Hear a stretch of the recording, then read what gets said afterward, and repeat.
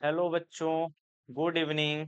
आज हम जो है सिंटैक्स को करने वाले हैं। कल हमने वॉइस कंप्लीट कर लिया था और आज हम सिंटैक्स को जो है कंप्लीट करेंगे। सिंटैक्स अगर आज ना कंप्लीट हो पाए बच्चों तो कल तक में पक्का हो जाएगा। आप में टोटल 30-40 रूल हैं, 50 रूल। हम सोच रहे हैं कि एक भी रूल आपसे छूटने ना पाए। जो भी 10 सालों के पेपर में, बोर्ड पेपर में आपके सिंटैक्स से रिलेटेड क्वेश्चन आए हैं उसको हम कंप्लीट पूरा का पूरा एक लेक्चर 2 लेक्चर में पूरा कंप्लीट करेंगे उसको। और जो भी रिलेटेड रूल्स हैं उसको हमने एक ही रूल में डाल रखा है। तो अगर आप एक रूल अच्छे से समझ लेते हो तो उससे रिलेटेड अगर 100 क्वेश्चन आ जाएगा तो आपको परेशानी नहीं होने वाली है बच्चों। बस आप इसको बड़े ध्यान से, बड़े प्यार से देखिएगा।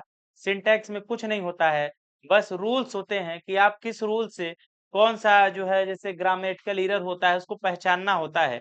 एरर का क्वेश्चन, और आज की क्लास से मैं एक गारंटी देता हूँ 2 नंबर फिक्स है। अगर इसका सेकेंड पार्ट आता है बच्चों तो वो भी आपको 2 नंबर, मतलब 4 नंबर। आज की क्लास से जितने भी नंबर का आपका पेपर है उसमें से -2 कर लीजिएगा, क्योंकि ये आप अगर आज कर लोगे तो 2 नंबर आपका कहीं नहीं जाने वाला है। चलिए हम स्टार्ट कर रहे हैं आगे का। सिंटैक्स को आज हम स्टार्ट करते हैं। देखिए सिंटैक्स होता क्या है, वही ग्रामेटिकल एरर वाला। जैसे देखिए ऐसे आएगा, ये सारे के सारे क्वेश्चन हमने आपके बोर्ड एग्जाम के ले रखे हैं जो पिछले 5 से 6 सालों में आपके पेपर में आए हुए हैं। वही क्वेश्चन हम आपको सॉल्यूशन कराएंगे और उस क्वेश्चन से रिलेटेड जितने भी जो है रूल होते हैं वो सारे रूल आपको करा दिए जाएंगे। देखिए पहला क्वेश्चन है आपका, पुअर आर ऑनेस्ट। ठीक है, पुअर आर ऑनेस्ट। तो बच्चों हमको पता है,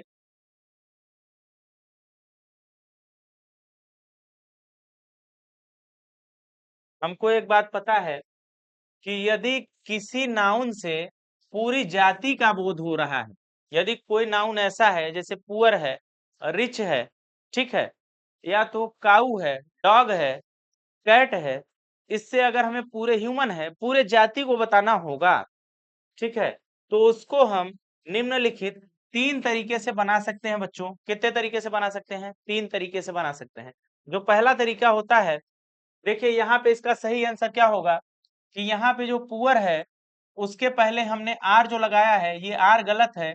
आर के जगह इज लगेगा। क्यों इज लगेगा? क्योंकि पुअर के साथ हम द का प्रयोग करेंगे। पूरी जो है जो गरीब लोग होते हैं वो ईमानदार होते हैं, ये कहना चाह रहा है सेंटेंस कि गरीब लोग ईमानदार होते हैं। और गरीब लोग का मीनिंग बच्चों पुअर नहीं होता है, द पुअर होता है। द पुअर का मतलब होता है गरीब लोग, और पुअर का मतलब होता है गरीब। पुअर का मतलब गरीब और द पुअर का मतलब गरीब लोग। तो आप बताओ, गरीब लोग ईमानदार होते हैं कि गरीब ईमानदार होते हैं? गरीब लोग ईमानदार होते हैं, सिंपल सी बात है। वो सारे गरीब को, कंप्लीट एक समुदाय, एक कम्युनिटी, एक पूरे जाति की बात कर रहा है।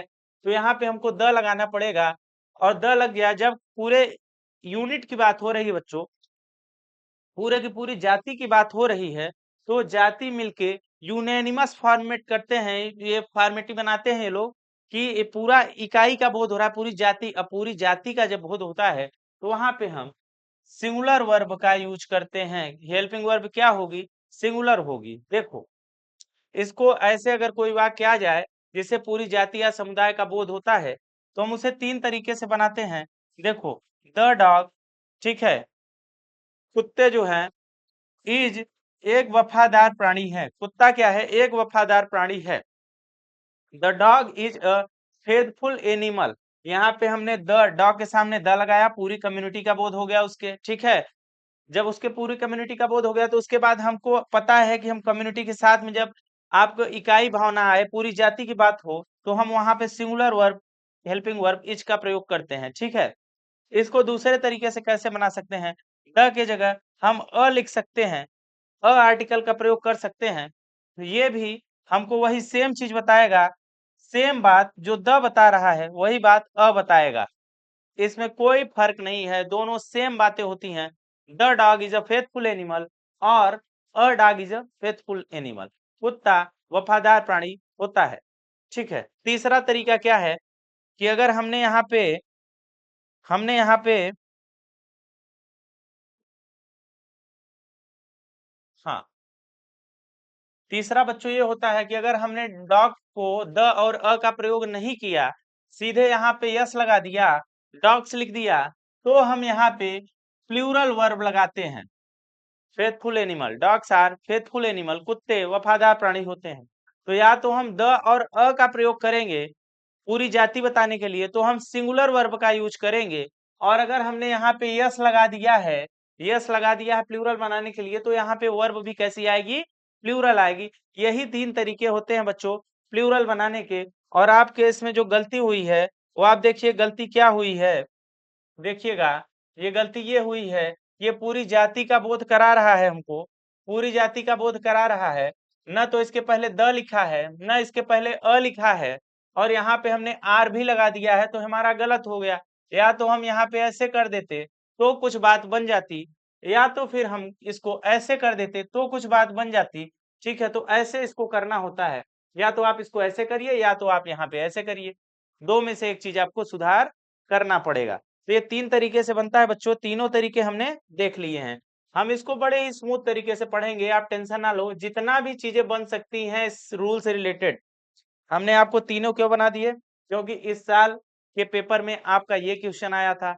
हो सकता हो 2026 वाले पेपर में आपके ये बाकी के 2 जो रूल हैं उस तरीके से बना के दे दे, तो आपको तीनों तरीके पता रहेंगे तो आप बना ले जाओगे। देखो दूसरा रूल, देखो आपका दूसरा क्वेश्चन क्या है सिंटैक्स का जो आपके एग्जाम में आया है। Do you take pride of your work, ठीक है, do you take pride of your work, आपको अपने काम पे घमंड, क्या आप अपने काम काम पे जो है जैसे गर्व करते हैं ना लोग कि मैं ये काम कर रहा हूँ वो काम कर रहा हूँ, वही ये बात कर रहा है। क्या आपको अपने जो है काम पे कार्य पे गर्व है, ठीक है, गर्व करते हैं आप।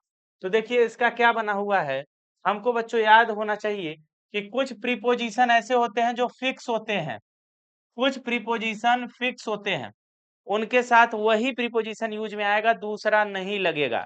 ठीक है, जैसे यहाँ पे देखिए प्राइड के साथ इसने ऑफ लगा दिया है जो कि गलत है। प्राइड के साथ फिक्स है कि इन ही लगेगा और दूसरा प्रीपोजिशन नहीं लगता है। प्राइड के साथ कौन सा प्रीपोजिशन लगता है, इन लगता है। प्राइड इन होता है बच्चों, क्या होता है, प्राइड इन। यहाँ पे हमने कुछ प्रीपोजिशन फिक्स जो होते हैं उनको लिख रखा है, आप यहाँ पे कर लो। इसके आगे एक क्वेश्चन और आगे, वहां पे कुछ प्रीपोजिशन हमने लिख रखा है जो कि फिक्स है, उसको भी आप रट लो। और फिर जो कुछ एक दो ठो अगर बच जा रहे हैं फिक्स वाले, तो आपके जो है जब हम प्रैक्टिस कराना शुरू करेंगे इन चीजों की और ढेर सारा, तो आपको वहां पे आ जाएंगे, तो आपका कंप्लीट हो जाएगा, एक भी क्वेश्चन आपसे बाहर नहीं जाने वाला है। देखो जैसे प्राइड के साथ इन जो है फिक्स होता है, इसके अलावा ये दूसरा प्रीपोजिशन नहीं लेता है। जैसे देखो मॉर्निंग है या इवनिंग है, ये बच्चों ये फिक्स होता है, मॉर्निंग इवनिंग, और एक इसमें आफ्टरनून भी लिख लो तुम, आफ्टरनून होता है। इन तीनों के साथ में इन का प्रयोग होता है, जो प्रीपोजिशन होता है वो इन होता है। कौन सा प्रीपोजिशन, इन। इन इनके साथ फिक्स होता है, in the morning, in the evening, in the afternoon. ठीक है, लेकिन बच्चों ध्यान देने वाली बात यह है कि जो एड प्रीपोजिशन है, ठीक है, जैसे नून है या नाइट आ गया, तो नून हो गया, देखिए in the morning, in the evening, in the afternoon. लेकिन अगर बात नून की आ जाएगी, तो नून मतलब एकदम बीच का दोपहर का जो 12 बजे का टाइम होता है उसको नून कहते हैं, तो वहां पे हम एट लगाएंगे, एट नून। रात की बात आ जाएगी, नाइट की, तो वहां पे हम एट लगाते हैं, फिक्स होता है at night, at noon, in the morning, in the evening, in the afternoon, at noon, at night. ठीक है, ऐसे ही मंथ में बच्चों कोई सा मंथ आ जाएगा या कोई सा ईयर आ जाएगा, उसके पहले इन प्रीपोजिशन फिक्स होता है, इन जनवरी, इन फरवरी, इन मार्च, इन अप्रैल, इन मई, ऐसे करके।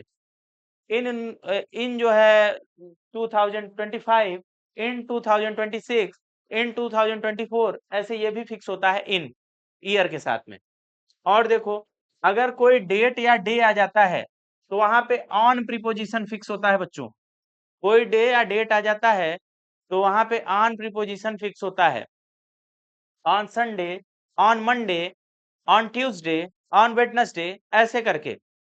और अगर डेट आ जाती है on 25th of July, on 26th of July, on 1st of June, तो वहां पे जो डेट आ जाती है वहां पे भी ऑन प्रीपोजिशन फिक्स होता है। आई होप आप लोगों को ये बहुत ही अच्छे से समझ में आया होगा। ये 3-4 हमको बहुत इंपॉर्टेंट, ये रिपीटेटिव लग रहे हैं, जिनको हमने यहाँ पे ले लिया है, इससे पक्का आपके एग्जाम में सवाल आएंगे। चलिए आगे देखते हैं। तीसरा क्वेश्चन लेते हैं बेटा, बोर्ड एग्जाम का तीसरा क्वेश्चन। तीसरा क्वेश्चन क्या था? Knowledge is even more preferable than riches. जो भी चीज पहुंच में होती है उसकी बात कर रहा है कि जो नॉलेज होती है वो ज्यादा जो है प्रीफर की जाती है पहुंचने से ज्यादा। मतलब कि अगर मान लो आपको कोई चीज वो करना है, ठीक है, और उससे ज्यादा जो है आप प्रीफर करोगे उस चीज की नॉलेज लेना। सिंपल सी बात है कि नॉलेज प्रिफरेबल हो ही करता है रिचेस की तुलना में। लेकिन आपको ये चीज देखना है बच्चों कि यहाँ पे भी जो है बात होगी, हाँ यहाँ पे जो है बात होगी कि कुछ एडजेक्टिव ऐसे होते हैं जो अपने साथ देन का प्रयोग नहीं लेते हैं। देखिए यहाँ देन है। कुछ एडजेक्टिव ऐसे होते हैं जो कहते हैं हमको देन नहीं चाहिए, हमको केवल टू का प्रयोग चाहिए। ऐसे आपके एग्जाम में तीन ठो हैं जो बहुत आते हैं, एक सीनियर, एक प्रीफर, ठीक है, एक सीनियर और एक प्रीफर, ये दो ठो बहुत आते हैं, और एक सुपीरियर वाला बहुत आता है। सीनियर, प्रीफर, सुपीरियर, ये तीनों बहुत आते हैं, और उसके साथ में यहाँ देन लगा देगा और आपको कहेगा कि बताइए सिंटैक्स में गलती क्या है। तो ये एडजेक्टिव जो होते हैं इसको आप रट के जो है पी जाइए। देखिए कितने एडजेक्टिव हैं, हम सारे लिख दिए हैं। इसके अलावा 99% बच्चों यही है। इसके अलावा अगर एक आध ठो बच जाते हैं, प्रैक्टिस में आ जाएगा, वो कभी एग्जाम में नहीं आता है। ठीक है, यही आपके में आते हैं ज्यादातर, और इन सबको हमने लिख दिया है, पूरा का पूरा कंप्लीट कर दिया है। देखो कौन कौन से वो एडजेक्टिव हैं जो है आते हैं। तो यहाँ पे सही क्या होगा? नॉलेज, देखिए नॉलेज इज, यहाँ पे हमने इवन को हटा दिया क्योंकि ये अननेसेसरी था, एक्स्ट्रा था।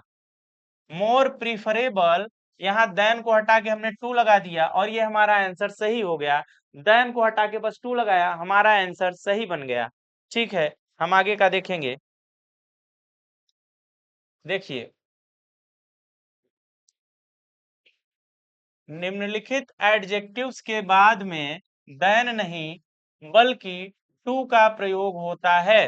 जो कौन कौन से एडजेक्टिव हैं?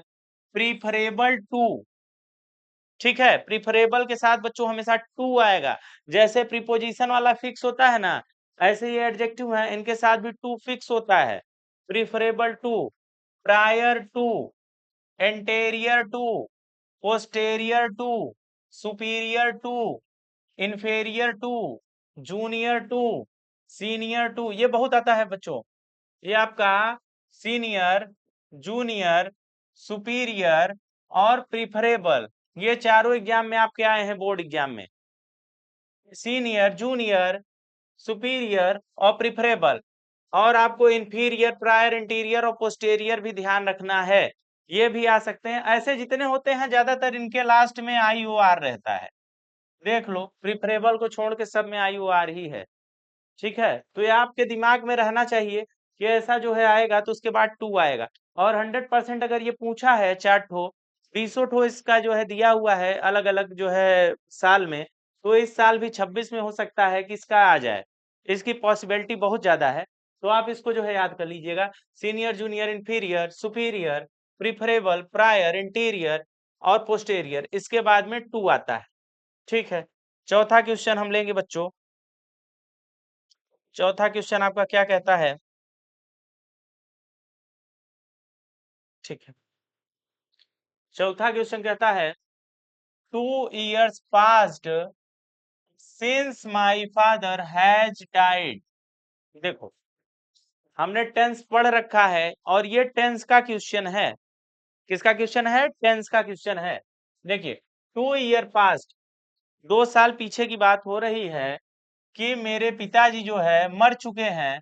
तो मेरे पिताजी जो है मर गए हैं या मर चुके हैं, ठीक है, 2 साल पहले मेरे पिताजी मर चुके हैं। देखो बच्चों एक चीज ध्यान रखना कि अगर बात पास्ट की हो रही है, अगर बात पास्ट की हो रही है, चाहे वो 1 सेकंड पहले ही कोई कार्य क्यों ना हुआ हो, 10 सेकंड पहले ही कोई काम क्यों ना हुआ हो, वहां पे हमेशा पास्ट टेंस का ही यूज होगा। ठीक है, किसका यूज होगा? पास्ट टेंस का। दूसरे टेंस का आप यूज नहीं करेंगे कभी भी, वो गलत हो जाएगा। यहाँ पे इसने हैज लगा दिया है जो कि हमको प्रेजेंट के बारे में बात करता है, जो कि परफेक्ट के बारे में बात करता है प्रेजेंट के।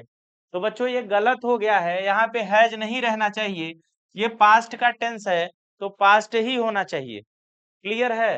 तो हमको गलती कहाँ पकड़ में आई कि अगर बात पास्ट की हो रही है तो टेंस भी पास्ट होना चाहिए। हमको पता है पास्ट टेंस में हैज नहीं होता है, हैड होता है, और हैड भी यहाँ नहीं लगेगा, यहाँ पे इंडेफिनिट बनेगा, फादर डाइड। ये हो गया आपका सब्जेक्ट, ये हो गया वर्ब की सेकेंड फॉर्म जो कि इंडेफिनिट में बनेगी। ठीक है, हैज हटा के हमको पास्ट का इंडेफिनिट करना है, बात पास्ट की होगी। ऐसे बहुत क्वेश्चंस आए हैं, 10 क्वेश्चन आए हैं, वेरी इंपॉर्टेंट क्वेश्चन है। आप ध्यान से देखिएगा कि ये जब भी ऐसे क्वेश्चन देगा तो ऐसे सिंस या फार लगा के दे देगा, तो आपको सिंस या फार से परेशानी नहीं होनी चाहिए। आप एक बात ध्यान रखिएगा, अगर बात पास्ट की हो रही है, बात पास्ट टेंस की हो रही है, तो आपको वहां पे पास्ट टेंस ही लगाना है, पास्ट का इंडेफिनिट ही लगाना है।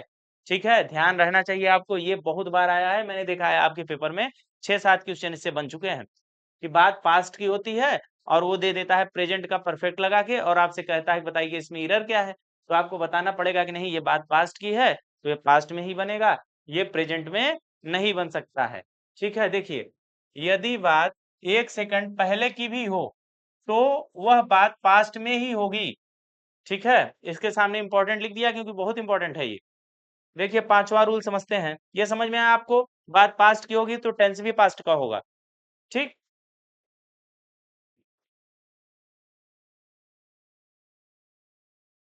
5वां हम देखते हैं, फिफ्थ नंबर क्या कह रहा है। ये क्वेश्चन है आपका, आई एम टायर्ड लिखा है बच्चों, ये TIRED tired. I am tired in doing this, मैं यह करने से जो है थक चुका हूं, हार चुका हूं। ठीक है, मैं यह करके थक गया हूं। तो ये इसका जो है बच्चा, ये भी क्या है, फिक्स प्रीपोजिशन वाला है। मैंने आपको जैसे in the morning in the evening वाला बताया, मैंने कहा एक क्वेश्चन और आएगा उसमें भी फिक्स प्रीपोजिशन की बात होगी। तो कुछ प्रीपोजिशन यहाँ पे फिक्स होते हैं, वो मैंने यहाँ पे लिख दिए हैं। प्रीपोजिशन बहुत इंपॉर्टेंट है। ठीक है, हम इसको सिंटैक्स में ही कवर कर लेंगे, आप टेंशन ना लीजिएगा। जब प्रैक्टिस करेंगे सिंटैक्स की 100 क्वेश्चन की एक साथ, तो उसके साथ में हम इसको बहुत सारा जो है प्रैक्टिस आपको करा देंगे, टायर्ड पे 20 क्वेश्चन ले आ देंगे तो आपको याद हो जाएगा। लेकिन आप कोशिश करिएगा कि इसको मेमोराइज कर लें, मेमोराइज करने से आप एग्जाम में अच्छा स्कोर कर सकते हो। देखो यहाँ पे सिंपल सा फंडा है कि हमारा टायर्ड के साथ में ऑफ लगता है, इन नहीं लगता है। टायर्ड के साथ में ऑफ लगता है, इन नहीं लगता है। तो हम कैसे देखिए, कुछ फिक्स प्रीपोजिशन होते हैं, जैसे टायर्ड के साथ में ऑफ लगता है बच्चों। बेंट आया था आपके एक साल क्वेश्चन में, एक क्वेश्चन बेंट आया था, बेंट के साथ में ऑन लगता है। डिप्राइव्ड आया था आपके पेपर में, डिप्राइव्ड के साथ में ऑफ लगता है। रिक्वेस्ट आया है, रिक्वेस्ट के साथ में फार लगता है। कॉन्फिडेंट आया है, कॉन्फिडेंट के साथ में ऑफ लगता है। नॉक आया है, नॉक के साथ में एट लगता है बच्चों। अवेल आया है, अवेल के साथ में ऑफ लगता है। ये रिसेंबल आया है, रिसेंबल के साथ में प्रीपोजिशन दे दिया है, तो ध्यान देना रिसेंबल के साथ में कोई भी प्रीपोजिशन यूज नहीं होता है। रिसेंबल का मतलब ही होता है से मेल खाना। रिसेंबल का मतलब होता है बच्चों से मेल खाना, इससे इसमें कोई प्रीपोजिशन नहीं लगता है रिसेंबल के साथ में। और देखिए रिसेंबल के साथ में ये आपका कंप्राइजेज है, कंप्राइजेज, कंप्राइजेज में भी कोई प्रीपोजिशन यूज नहीं होता है। इसका मतलब होता है से बना होना। ठीक है, अफ्रेड के साथ में बच्चों आफ आता है प्रीपोजिशन के रूप में, अफ्रेड के साथ में आफ आता है।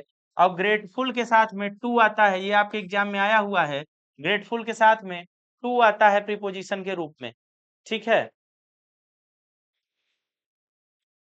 आई होप आपको ये क्लियर हुआ होगा।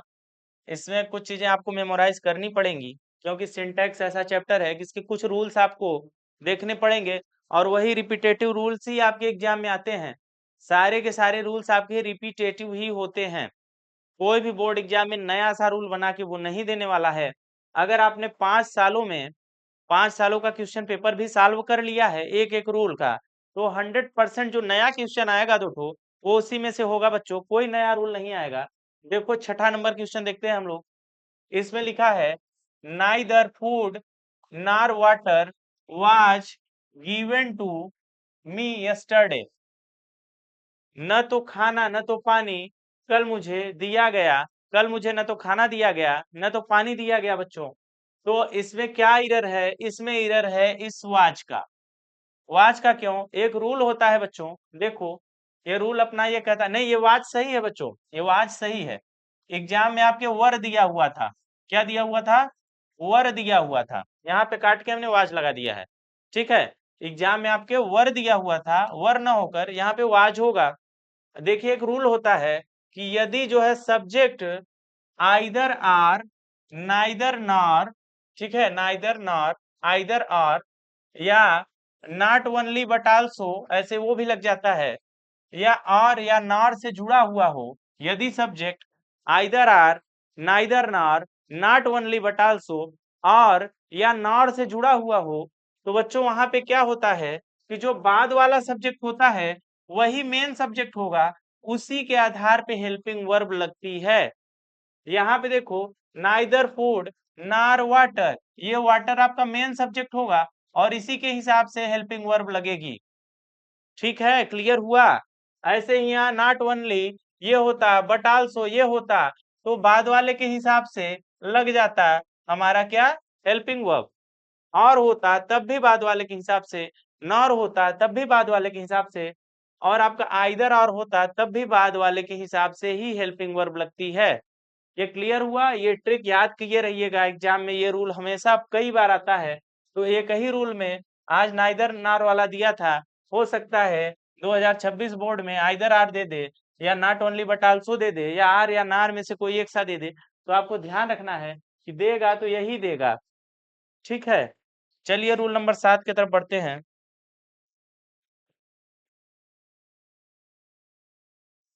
रूल नंबर 7 क्या कहता है बच्चों? Each day and each hour, each day and each hour bring their duty, ठीक है। ये हमारा क्वेश्चन आया हुआ है बोर्ड के पेपर में। Each day and each hour bring their duty. अब देखिए इसमें एरर क्या हमको फाइंड करने के लिए दिया गया था कि आप एरर फाइंड करिए कि इसमें एरर क्या है।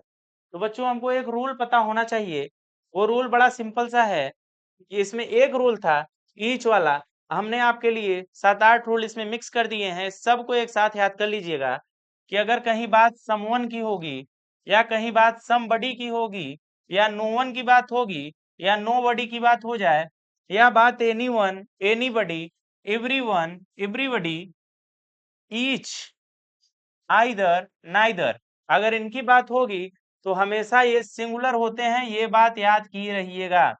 कौन कौन से?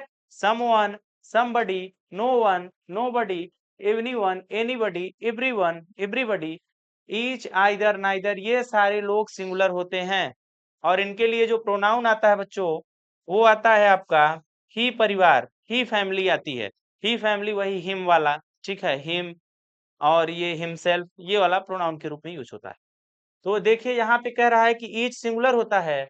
जब ईच सिंगुलर होता है तो ये प्रेजेंट का इंडिफिनिट है, प्रेजेंट का इंडिफिनिट है, तो हमको पता है कि ईच अगर सिंगुलर है तो यहाँ पे क्या लगेगा, यस लगना चाहिए। तो यस देखिए कहीं लगाया है, ये लगाया है, यहाँ पे यस लगा दिया गया है, ठीक है, क्योंकि ये सिंगुलर है। और हमको पता है यहाँ पे हमने क्या कर दिया है, इट्स कर दिया है, ठीक है। अपना के लिए देयर हटा के वहां, क्योंकि सिंगुलर है तो सिंगुलर के लिए इट आएगा, न कि देयर आएगा निर्जीव चीजों के लिए। निर्जीव चीजों के लिए, सिंगुलर के लिए देयर नहीं इट आएगा। और यहाँ पे हमने जो ही फैमिली लिया है, ये सजीव के लिए आएगा बच्चों, अगर किसी व्यक्ति की बात हो जाएगी तो।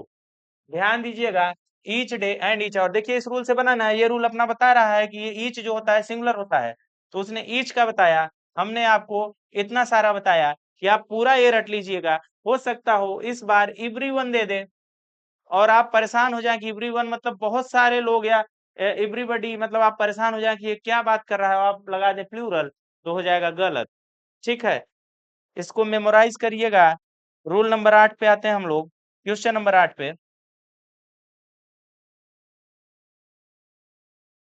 देखिए क्वेश्चन नंबर 8 अपना क्या कह रहा है। क्वेश्चन नंबर 8 कह रहा है, deers are grazing in the forest. जो हिरन है, बहुत सारे हिरन हैं, ये लोग कहाँ जो है ग्रेज कर रहे हैं, घास कहाँ चर रहे हैं, ये चर रहे हैं घास या कुछ पत्तियां वगैरह कुछ खा रहे होंगे अपना, तो फॉरेस्ट में, जंगल में, ठीक है, ये बात कर रहा है। बच्चों ये बहुत ही कॉमन सा रूल है, बहुत ही, इससे बहुत ज्यादा क्वेश्चन आते हैं आपके एग्जाम में, इसको तो एकदम से मतलब एकदम घोंट के पी लीजिए, इसको बाहर नहीं छोड़ना है। देखिए क्या है, ये जो डियर होता है ये सिंगुलर और प्लूरल दोनों में एक समान ही रहेगा, इसमें नो चेंज होता है। इसके साथ यस या यस ऐसा कुछ नहीं लगाते हैं। क्यों नहीं लगाते हैं? क्योंकि ये सिंगुलर प्लूरल दोनों में यूज हो सकता है। डियर इज भी सही है, डियर आर भी सही है। डियर इज भी सही है बच्चों, डियर आर भी सही है। ठीक है, बस बाकी के सेंटेंस पे डिपेंड करता है कि बात किसकी हो रही है, बहुत ढेर सारों की बात हो रही है कि सिंगल की बात हो रही है। ठीक है, यहाँ देखिए हमने आपके लिए एक रूल ले रखा है, इसी रूल से एक क्वेश्चन आया हुआ है और यहाँ पे हमने आपको कंप्लीट करा दिया है ऐसे वर्ड जो सिंगुलर प्लूरल दोनों एक समान होते हैं। जैसे कुछ नाउन जो सिंगुलर और प्लूरल दोनों में एक जैसे होते हैं, एक समान होते हैं, इनसे छेड़छाड़ नहीं करना है हमको एग्जाम में। इनसे कोई छेड़छाड़ नहीं चलेगी, ये जैसे हैं वैसे ही रहेंगे। ये इसने देखिए बोर्ड एग्जामिनर ने क्या किया है, यहाँ छेड़छाड़ कर दी है पेपर ने। इसी छेड़छाड़ को हमको हटाना है कि अरे भाई यहाँ कहाँ से आ गए, ये तो सिंगुलर प्लूरल दोनों में एक जैसा होगा। ठीक है, तो ये आपका लग गया। देखिए कौन कौन से हैं ऐसे नाउन, जैसे सीप है बेटा, सीप भेड़। ठीक है, डियर है हिरन है, स्वाइन आपको पता है सुअर है, पाइस है पैसा, इनिंग्स जो क्रिकेट की इनिंग्स होती है, फर्स्ट इनिंग्स खत्म हो गई सेकेंड इनिंग्स आ गई तो इनिंग्स बोलते, इनिंग नहीं बोलते हैं बेटा कभी भी। इनिंग्स, इनिंग से कोई छेड़छाड़ नहीं, यस नहीं हटाना उसका, न तो उसमें यस लगाना है आगे। इनिंग्स, सीरीज हो गई श्रृंखला, कोई चीज सीरीज चल रही है, सीरी नहीं होता है बेटा, सीरीज ही होगा, इसे छेड़छाड़ नहीं करना है।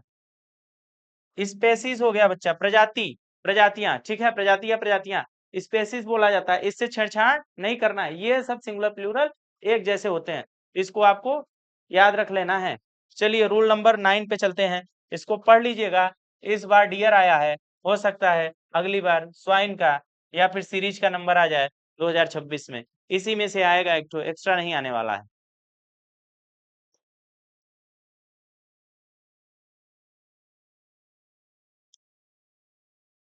चलिए रूल नंबर 9 पे चलते हैं। Being a holiday we did not go to school.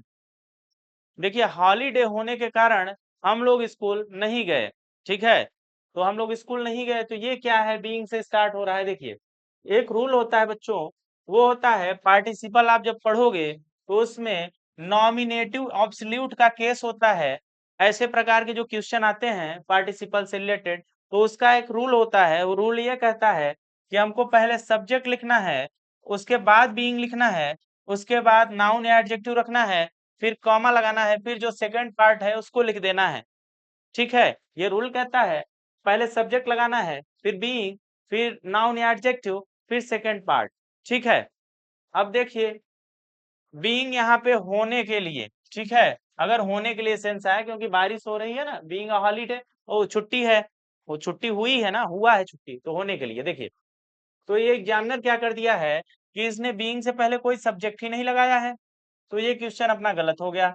ठीक है, हमको इसको सही बनाना है, तो हमको पता है बीइंग से पहले हमको सब्जेक्ट लगाना पड़ेगा। तो हमने क्या सब्जेक्ट चूज कर लिया, हॉलीडे क्या है, निर्जीव चीजें हैं, छुट्टी, छुट्टी का दिन, तो हमने इसके लिए इट लगा दिया।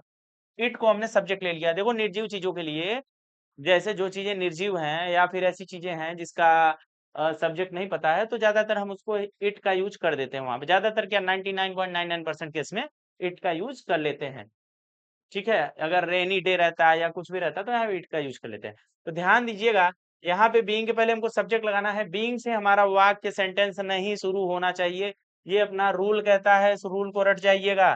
ठीक है, इसका दूसरा रूल भी बनता है, वो भी हमने लिख लिया है, पता ना इस साल ये आया है 2026 में, ये वाला रूल दे दे, क्योंकि दो ही रूल हैं इसके नॉमिनेटिव एब्सोल्यूट के, ये दोनों रूल रट लीजिएगा, आपको और पढ़ने की जरूरत नहीं है। नॉमिनेटिव एब्सोल्यूट ये हमने बनाया है रूल, इसको देख के अच्छे से, यही दो रूल रहते हैं, दो के अलावा तीसरा रूल है नहीं, पूरा उसको पढ़ना ही नहीं है, बस यही दो रूल याद कर लेने हैं आपको। देखिए दूसरा रूल क्या कह रहा है, दूसरा रूल कह रहा है कि पहले सब्जेक्ट आएगा, फिर हैविंग आएगा, फिर वर्ब की थर्ड फॉर्म आएगी, कामा लगा के सेकंड पार्ट कर देना है, सेकंड के लिए आगे बढ़ा देना है। ठीक है, या तो ऐसे रहेगा बीइंग लगा के तो आगे सब्जेक्ट लगाना होगा, पता चले हैविंग लगा के वर्ब की थर्ड फॉर्म लिखा है तो भी आपको आगे सब्जेक्ट लगाना होगा कुछ ना कुछ। ठीक है, क्लियर हुआ। देखिए और ये रूल कहाँ फेल कर जाता है, इसको भी देखिएगा, ध्यान दीजिएगा, ये रूल चार जगह फेल होगा। अगर बात रैन की आ जाएगी, बरसात की आ जाएगी, सक्सीड की आ जाएगी, सफलता की आ जाएगी, फेल की आ जाएगी, फेल मतलब फेल होना, और पास की आ जाएगी, पास होना। ठीक है, फेल होना, पास होना, या सफलता, या फिर बरसात की बात आ जाएगी, बारिश की, तो ये रूल वहां पे काम नहीं करता है दोनों जगह। ठीक है, ध्यान रहेगा। और एग्जाम में ऐसा कभी नहीं होगा कि ये चारों चीज दे दे, ये चारों कभी नहीं देगा। ये आपके हमने एक्स्ट्रा बता दिया है। मान लीजिए कभी आप जो है किसी और आगे एग्जाम की तैयारी करें, जैसे आपको सीयूईटी देना ही पड़ेगा, उसके अलावा आप कोई सा भी एग्जाम देना पड़ेगा, तो वहां पे आपको क्लियर रहे कि वहां पे ये सब चीजें दे सकता है, ये आपका टेस्ट लेने के लिए, क्योंकि वहां पे छटनी करनी पड़ेगी बच्चों की। ठीक है, तो हम इसके आगे बढ़ते हैं, नेक्स्ट रूल पे चलते हैं, नेक्स्ट क्वेश्चन पे। क्वेश्चन नंबर 10 है अपना। क्वेश्चन नंबर 10 कह रहा है कि if he will come I shall teach him. If he will come I shall teach him. अगर वह आता है तो मैं उसे पढ़ाऊंगा। अगर वह आता है तो मैं उसे पढ़ाऊंगा। तो देखिए यहाँ पे बात क्या हुई है कि एक रूल होता है बच्चों, ठीक है, इफ क्लास का, एक इफ क्लास का रूल होता है। वो रूल आपको याद होना चाहिए। वो रूल ये कहता है कि अगर इफ लगा हुआ है तो इफ के जस्ट बाद वाला जो सेंटेंस होगा वो प्रेजेंट के इंडेफिनिट में होगा। वो किस में होगा? इफ के जस्ट बाद वाला क्लास प्रेजेंट के इंडेफिनिट में होगा, और यहाँ पे कामा लगेगा, और जो तो वाला क्लास होगा वो फ्यूचर के इंडेफिनिट में होगा। इफ वाला क्लास होगा प्रेजेंट के इंडेफिनिट में, तो वाला क्लास होगा फ्यूचर के इंडेफिनिट में। ये तो लगा हुआ है कामा लगा के, और ये है फ्यूचर का इंडेफिनिट, फ्यूचर का इंडेफिनिट। और इफ वाला क्लास, ये इफ लगा है तो इसके बाद वाला क्लास प्रेजेंट का इंडेफिनिट होगा बच्चों।